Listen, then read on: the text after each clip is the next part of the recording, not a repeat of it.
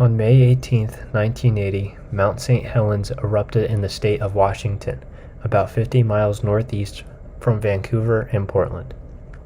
The eruption occurred because of subduction along the Juan de Fuca plate that is located off the west coast of the United States that extended under the volcano.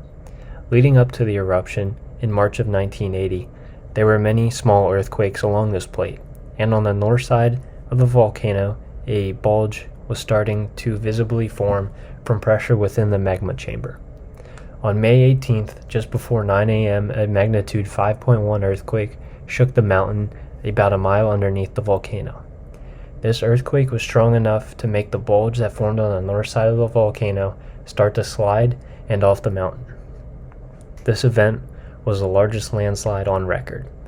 This also released all the pressure that was containing the magma and allowed the magma to rise and explode the top off the mountain, starting the eruption.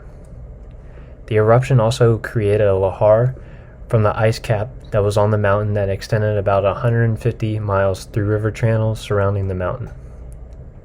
The human impact from this eruption was great.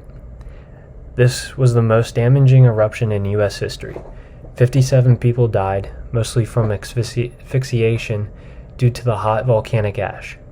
Many more people were injured as a result from the eruption as well. Anything man-made in the immediate vicinity of the eruption was destroyed. More than 200 homes were destroyed and countless more damaged. Bridges, trails, and parks were destroyed as well, and 185 miles of highway and 15 miles of railway were destroyed from the eruption. The landscape was drastically changed from the eruption as well. Thousands of acres of forest were destroyed from the avalanche alone, and the lahar that resulted from the eruption also damaged and destroyed a lot of the landscape. Wildlife was affected by this too. Many animals perished from the eruption and the events that followed. The eruption affected all of the Earth's systems.